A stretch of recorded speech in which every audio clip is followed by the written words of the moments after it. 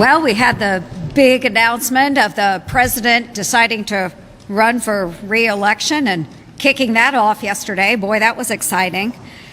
So what President Biden will try to do is tout a lot of his wins. And one of those is infrastructure, and he's going to be talking about that. He's boasting about the $1 trillion that was dedicated to infrastructure, this bill that he's saying is building a better America. And yet, right now, what we see are major transportation projects that are costing American taxpayers a lot of money, more than was anticipated.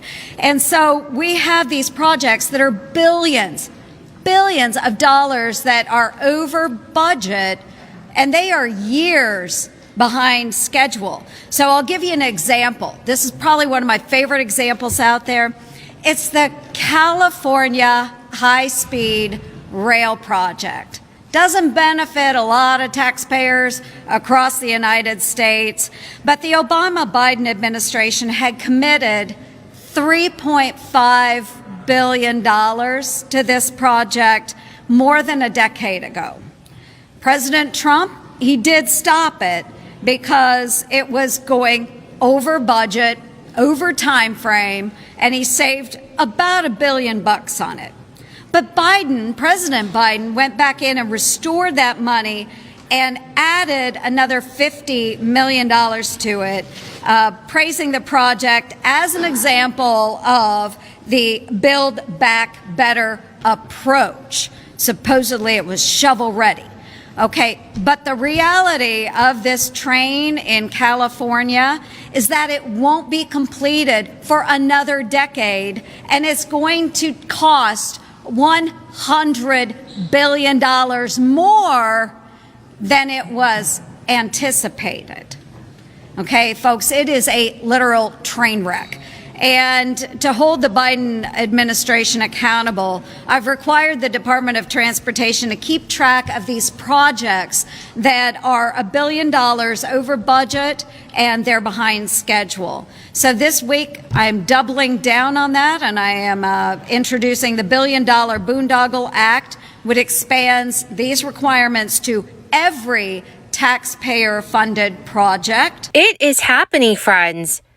An economic crisis is on the way, and millions of Americans, including low-income, retirees, Social Security, and SNAP beneficiaries, are expected to see their payments delayed starting in just a few weeks. Top economists are warning all Americans to prepare financially for this disaster, which could last many months. My dearest friends, please make sure that you watch until the end of this video for all of the latest news. Also, I will be announcing several winners for the Walmart gift card giveaway. I'll be announcing the winners of yesterday's Walmart gift card giveaway at the end of today's video, so please stay tuned. But my friends, if you'd like to enter these weekly giveaways, all you have to do, dear friends, is click and like several of my videos, and then comment below the keyword of each video that you watch. The more videos that you watch and then comment on, the greater your chances, my friends, of winning the giveaways. The United States may be weeks away from being unable to pay its bills. It is an event that would likely be accompanied by broad and negative financial consequences for American households. Among the ramifications of a debt ceiling standoff, any payment issued by the federal government, like Medicare, Social Security, tax refunds, military paychecks, and ample others, will be delayed. As an illustration, if the United States has just 80 or 90 cents for every dollar it owes, it will be forced to defer certain payments. Right now, there are many unknowns. For example, the length of any delay, or if the government would prioritize certain payments. The United States has never been in this situation, and the government has not issued a public roadmap outlining its response. The United States is in this situation due to a political standoff tied to the debt limit. The debt ceiling is the amount of money the United States is authorized to borrow to pay its bills. The nation runs a budget deficit meaning it spends more than it makes in revenue. It must therefore borrow money to meet its obligations. Congress periodically raises or temporarily suspends a debt ceiling to avoid the other scenario, which would be a default on national debt and other federal payments. The United States hit the debt ceiling, which is currently $31.4 trillion, this past January. And since then, the U.S. Department of Treasury has been able to shift money around and delay the so-called X date. The X date is a day on which the federal government can no longer pay its bills in full. The date may be as soon as June 1st, but a political impasse between Democrats and Republicans means a deal has not been elusive. But a political impasse between Democrats and Republicans have been elusive so far. If the U.S. reaches the X date without a debt ceiling deal, it would be the first time in U.S. history that the federal government has intentionally reneged on its financial promises. There is where the hypotheticals around who gets paid and when start to come into play.